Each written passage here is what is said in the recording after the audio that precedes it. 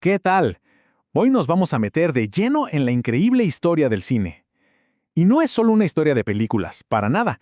Es una aventura de innovación constante, de gente que se atrevió a soñar cada vez más grande.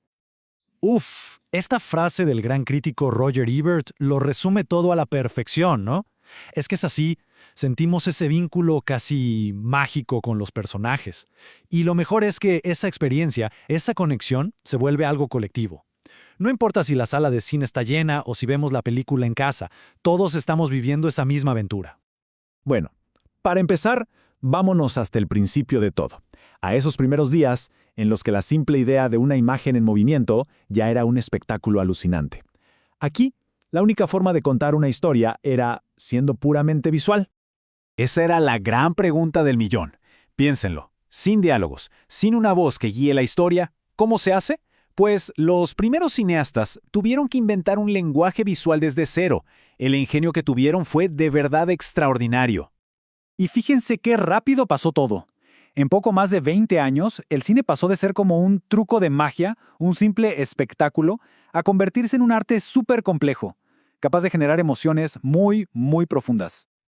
Y ojo con esto que es fascinante. Desde sus inicios, el cine ya manejaba la ironía. Méliès nos muestra a estos científicos como unos exploradores bastante torpes y caóticos, y luego pone esa frase tan solemne. O sea, ya estaba usando la sátira y la crítica. El cine era mucho más que solo magia. Esta idea lo cambió todo. De repente, los directores se dieron cuenta de que la cámara podía ser una ventana al alma.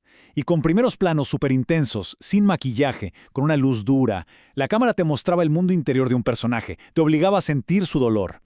Y entonces avanzamos un poco y llega el sonido. Y créanme, esto no fue una simple mejora técnica, no. Fue un verdadero terremoto que sacudió los cimientos de Hollywood y lo cambió para siempre. La transición fue un caos, un auténtico caos. De un día para otro, las grandes estrellas del cine mudo veían cómo sus carreras se desmoronaban. Todo porque no pasaban la prueba de voz. Pero bueno, de todo ese lío surgieron cosas geniales, como las comedias Screwball, con esos diálogos rapidísimos y súper ingeniosos. A ver, tratemos de imaginar lo que fue esta escena para la gente en 1939.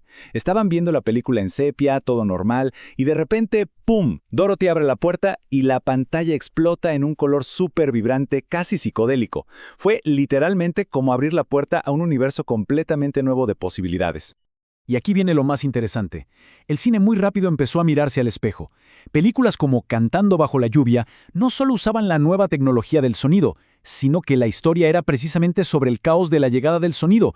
Se reían de sí mismos, reflexionaban sobre su propia transformación. Pasamos ahora a la época de la posguerra. El mundo había cambiado. Era un lugar más complejo, más incierto. Y claro, el cine tenía que reflejar eso. Así que un montón de cineastas por todo el mundo empezaron a cuestionarlo todo y a romper todas las reglas. Esta pregunta de la obra maestra de Kurosawa, Rashomon, marca un antes y un después. Por primera vez, una película no te daba las respuestas. Al contrario, te hacía dudar de la propia naturaleza de la verdad.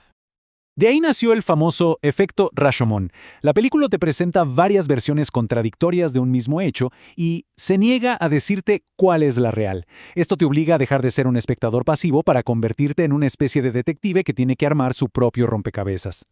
Y ojo que esta rebelión no fue solo en Japón, fue un movimiento mundial. En Italia, los directores sacaron las cámaras a las calles devastadas por la guerra. En Francia, la nueva ola usaba un estilo súper ágil, con cámara en mano.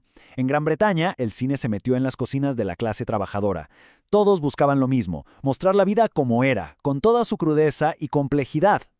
Y toda esta ola de realismo, finalmente, pegó fuerte en Estados Unidos con Bonnie y Clyde. La película fue un shock. No solo por la violencia, que era mucho más gráfica, sino porque de repente nos ponía del lado de los criminales. Esto fue el nacimiento del nuevo Hollywood, una era donde los antihéroes se robaron el protagonismo y los viejos códigos morales de los estudios saltaron por los aires.